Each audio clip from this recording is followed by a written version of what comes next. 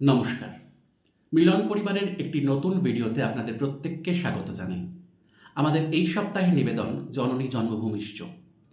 কবি ভবানীপ্রসাদ মজুমদার এবং কবি ব্রত চক্রবর্তীর কবিতা দিয়ে সাজানো আমাদের এই পর্বের নিবেদন। আপনারা পাশে থাকুন, সাথে থাকুন, শুনতে থাকুন আমাদের ভিডিওটি। আশা করি আপনাদের ভালো লাগবে এবং ভালো লাগলে অবশ্যই লাইক, কমেন্ট এবং শেয়ার করে দেবেন। এবং যারা নতুন তারা অবশ্যই সাবস্ক্রাইব করে বেল আইকন প্রেস করে পাশে থাকুন, শুনতে থাকুন আমাদের ভিডিও। নমস্কার। 100 কোটি ছাড়িয়ে গিয়েছে আমাদের জনসংখ্যা। গর্বেতে বুক ফুলে ওঠে, যেন নেই কোনো আর শঙ্কা। এখনো সবার দুবেলা জোটে না, দুটি ভাত রুটি লঙ্কা। ফ্যান, ফ্রিজ, ফোন, সুখী গৃহকোণ, সেসব তো লবডঙ্কা। ওরা শুধু খোঁজে ক্ষুধার অন্ন, খোঁজে পরনের বস্ত্র। পোখরানে ফাটে পরমাণু বোমা, নাচে বিধ্বংসী অস্ত্র। জীবনে মেলে না এক ফোঁটা সুখ, মেলে মারা গেলে তবে। বলো বলো বলো সবে, শত বিনা বেনু রবে। ভারত আবার জগত সভায় শ্রেষ্ঠ আসন লবে। পেরিয়ে গিয়েছে স্বাধীনতার ওই অর্ধশতক বর্ষ। আজও কি সবাই পেয়েছি মনেতে সুখ শান্তির স্পর্শ? আজও জাতিভেদ, ধর্মবিভেদ নিয়ে হয় মারামারি। দুমুঠো ভাতের তরে কুকুরের সাথে চলে কারাকারি। শিশু শ্রমিকেরা খাটে মাঠে ঘাটে, কল কারখানা মিলে। এখানে ওখানে বাজারে দোকানে মরে খেটে তিলে তিলে। কেড়ে নেয় ক্ষুধা ওদের হাতের স্বপ্নের ঝুমঝুমি।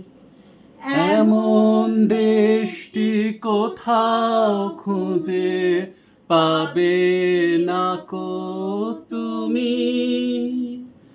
সকল দেশের রানী সেজে আমার জন্মভূমি, সেজে আমার জন্মভূমি, সেজে আমার জন্মভূমি।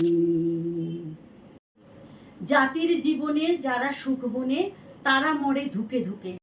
হাড় জিরজির রুগ্ন শরীর, ব্যাধি বাসা বাঁধে বুকে। রক্তে ও ঘামে জীবনের দামে, রোদে পুড়ে জলে ভিজে। অপরের ঘরে যারা খুশি ভরে, মাথা খুঁড়ে মরে নিজে। ওদের জীবনে নেই কোনো সুখ, নেই উৎসব পুজো। অনাহারে পুরো, অকালেতে বুড়ো, শরীরটা বেঁকে কুঁজো। মাথা নুয়ে নুয়ে ঠেকে যায় ভুঁয়ে, মরণে শান্তিদাতা। ও আমার দেশের মাটি, তোমার পরে ঠেকাই মাথা। ও আমার দেশের মাটি, তোমার পরে ঠেকাই মাথা। লেনিন বা মার্কস, গান্ধী বা সুভাষ, ছেলেটা কারণ নয়, ছেলেটা ছেলেটাই। কাগজ কুড়োতে কুড়োতে ছেলেটা ভাবছিল, পলিথিনের ব্যবহার যত বাড়ছে কাগজ কমছে তত বস্তায়।